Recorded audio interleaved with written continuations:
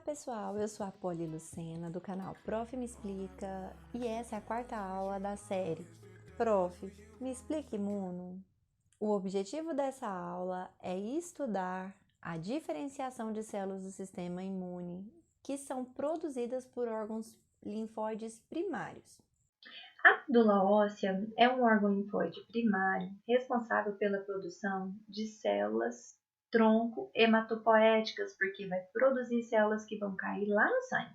Essas células podem ser glóbulos vermelhos, responsáveis pela oxigenação do corpo, glóbulos brancos, que são as células de defesa do nosso corpo, e elementos figurados do sangue denominados plaquetas, pois as plaquetas não são células, já que elas são fragmentos de média cariócito. As células pluripotentes da medula óssea vermelha presente lá no tecido esponjoso de ossos vão originar progenitores linfóides secundários. Então, basicamente, é uma célula tronco que, a partir da influência de diferentes fatores, origina duas linhagens principais, uma linfóide e a outra mieloide. Cada uma delas vai ser desenvolvida em um local diferente do corpo e produzir diferentes tipos celulares. Vamos iniciar aqui com o progenitor linfóide. O progenitor linfóide, por exemplo, lá nos linfonodos, vai poder produzir três tipos de linfócitos. O linfócito B, que está associado com a imunidade humoral, o linfócito B na imunidade mediada por células, e um tipo especial de linfócito, que são as células natural killers, que participam aí da defesa, por exemplo, contra vírus, células tumorais, e são bastante atuantes na resposta imune inata. Essas células, quando ativadas na resposta imunológica, elas passam ativamente a exercer a sua função. Por isso, elas são chamadas de células efetoras. Células efetoras é uma célula da imunidade que está ativa e executando a sua função. Linfócito B, nesse caso, ele se diferencia, torna-se uma célula com uma quantidade abundante de citoplasma e produz e secreta linfócitos. Então, ele muda o seu nome. Ele passa a ser chamado de plasmócito. O linfócito T passa a ser uma célula T efetora, cuja sua ação vai variar de acordo com o tipo de micro-organismo ou molécula que está sendo aí respondido.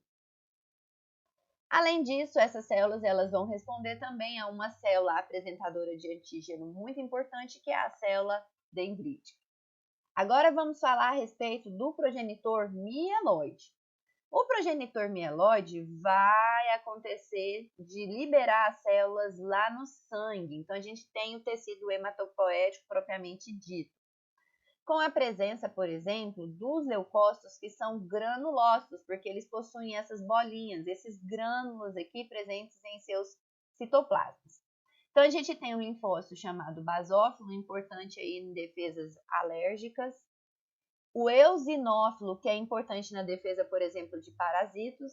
E os neutrófilos, que são muito importantes, especialmente em fase aguda de inflamação, contra infecções bacterianas, dentre outros que a gente vai ver posteriormente. Além disso, o leucócito agranulócito, chamado monócito, também vem aqui para o sangue. E a gente tem a presença também de uma outra célula associada com reações de hipersensibilidade, que é o mastócito imaturo. Da mesma forma, essas células aqui, uma vez ativadas para a resposta imune, elas vão aí nos tecidos, porque elas migram do sangue para o tecido, ter uma função efetora. No caso do monócito, por exemplo, ele muda o nome, ele deixa de chamar monócito e passa a ser chamado de macrófago.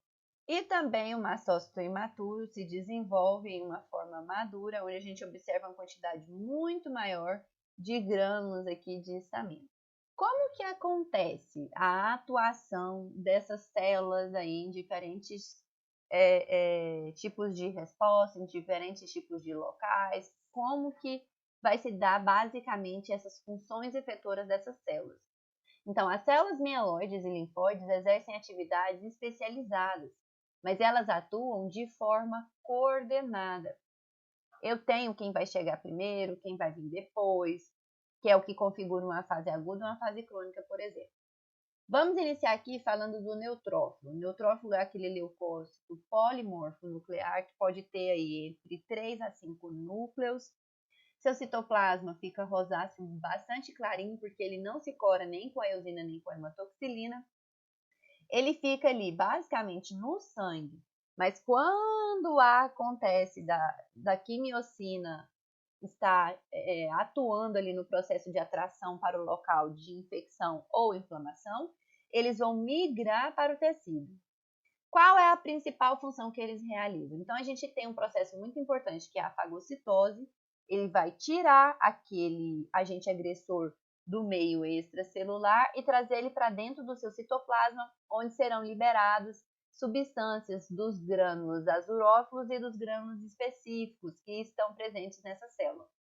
Além disso, ele promove uma citotoxicidade, ou seja, ele tem capacidade de lisar uma célula, arrebentar uma célula, por meio de anticorpos, que a gente vai ver isso mais futuramente. Ele liga ali na porção FC do anticorpo e faz com que aquela célula ali em contato a partir da mediação do anticorpo seja lesionada, seja arrebentada, seja lisada.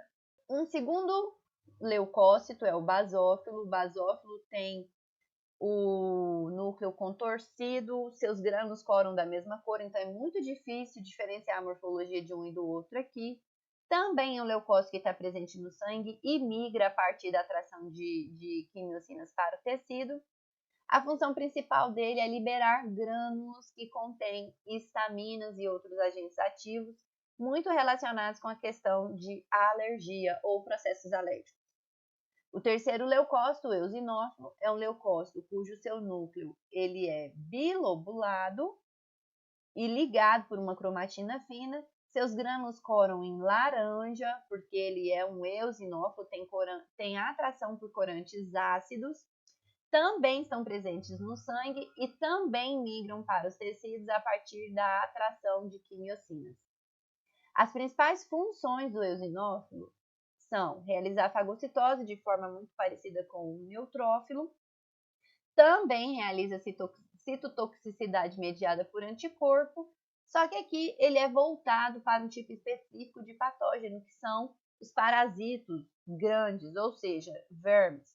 Por exemplo, Ascaris lumbricoides, Oxyurus, que é o Enterobius vermicularis, a solitária, Schistosoma e por aí vai. Um outro leucócito importante são as células NK.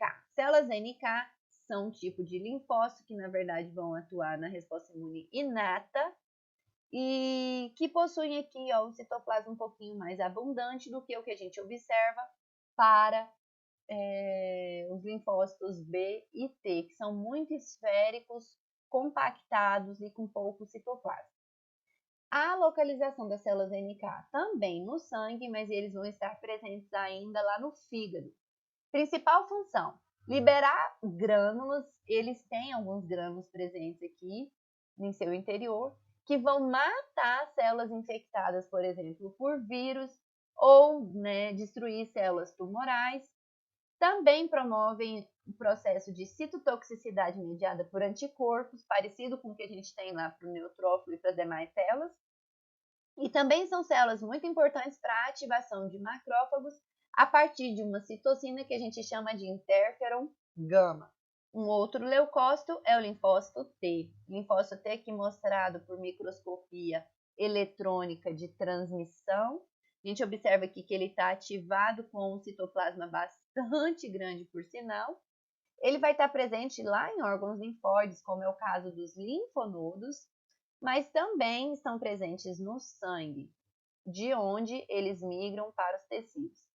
Principal função do linfócito T é uma resposta imune adaptativa, aquela que vai ser mais específica, vai ter memória imunológica, também promove citotoxicidade, faz ativação de fagócitos e linfócitos B para a produção de anticorpos, faz regulação da resposta imune. A gente vai ver na aula de linfócito T que tem um tipo específico de linfócito T, que são os linfócitos T reguladores, que são responsáveis por parar a resposta imunológica. Linfócitos B aqui mostrados em microscopia eletrônica de varredura também, estão presentes lá em órgãos linfóides, os linfonodos, por exemplo, e no sangue. Também vão estar relacionados com respostas imunes do tipo adaptativa, são os grandes responsáveis pela produção de anticorpo e também fazem a apresentação de antígeno, que é uma parte muito importante no desenvolvimento da resposta adaptativa. O macrófago é aquele monócito que saiu do sangue e migrou para o tecido. Então, ele vai estar presente lá no tecido. Aqui mostrando uma foto de coloração, ele tem um citoplasma imensamente abundante. Sua membrana plasmática não é bem definida porque ele é muito eficiente na questão de fagocitose, ou seja, retirar o micro-organismo do meio extracelular e trazer ele para dentro do seu citoplasma. E também vai atuar aí como uma célula apresentadora de antígeno, ou seja, assim como a célula dendrítica é um importante APC. Célula dendrítica é uma célula estrelada, aqui mostrando ela em uma foto de microscopia eletrônica de transmissão, onde a gente observa o núcleo aqui mais escuro, e todas essas partes aqui, ó, irregulares, são essas projeções que ela apresenta. Então, a célula com um citoplasma bastante abundante. A localização dela é nos tecidos, elas estão presentes, por exemplo, ali na pele, mas elas vão acontecer também nos órgãos linfóides, como os linfonodos. Elas capturam, por exemplo, antígenos, processam eles e levam eles para ser apresentados lá nos linfonodos que são ativados. A principal função dela, então, é a mais eficaz das células apresentadoras de antígeno. E por último aqui a gente tem o mastócito, aqui mostrando para vocês também em uma microscopia eletrônica de transmissão, o núcleo do mastócito, olha o nucleolo dele aqui bastante evidente, e a gente observa essa quantidade imensa de grânulos. Aqui no caso, com certeza a gente tem um mastócito maduro, ou seja, já ativado para realizar uma resposta imunológica, e esses grânulos aqui é onde a gente vai ter a presença de diversos agentes, mas principalmente a histamina. Então, ele está presente lá no tecido e nesse tecido ele vai liberar a histamina e outros agentes ativos que estão muito relacionados com o processo alérgico e reações de hipersensibilidade. Vamos fazer aqui agora duas questões para poder revisar o conteúdo e vocês poderem fixar o que a gente acabou de estudar sobre diferenciação de células do sistema imunológico. É uma questão adaptada da banca AOCP de 2021. Vamos lá, então. Sistema imune ou imunológico possui um conjunto de aparato que permite a defesa do organismo contra vírus, bactérias, fungos, protozoários, eumintos e etc. Ele realiza essa função por meio de diferentes órgãos, tecidos e células. Sobre isso, assinale a alternativa que apresenta o leucócito conhecido como polimorfo nuclear, o qual possui a capacidade de deixar os vasos sanguíneos e penetrar nos tecidos com o intuito de proteger o organismo contra possíveis patógenos. Então, na letra A, ele fala que a alternativa correta é linfócito, na letra B seria monócito, na letra C, eosinófilo, D, basófilo, E, neutrófilo. Então, pessoal, a resposta correta aqui é neutrófilo. O leucócito, que apresenta um núcleo polimorfo nuclear, entre 2 a 3 núcleos lobulados, que em cada célula vai aparecer para a gente na microscopia óptica de uma forma diferente, é o neutrófilo. Muito fácil essa questão, por sinal, hein? Então, mais uma questãozinha aqui, agora da banca IAD sem data. A imunidade adquirida é importante para promover a memória imunológica a partir especialmente da produção de anticorpos. Sobre esse tema, marque a alternativa que apresenta a principal célula ligada à memória imunológica. Na letra A, neutrófilo, letra B, linfócito, letra C, monócito, letra D, eosinófilo e letra E, basófilo. A resposta é linfócitos. As células produtoras de anticorpos são os plasmócitos que foram diferenciados a partir de linfócitos B. Então é isso, pessoal. Se você gostou desse vídeo, deixa o seu like, ativa o sininho de notificações e compartilhe esse conteúdo com alguém que também precisa estudar imune. Assim você vai estar ajudando o Prof. Me Explica e também vai estar divulgando conhecimento. Até mais, tchau, tchau, tchau!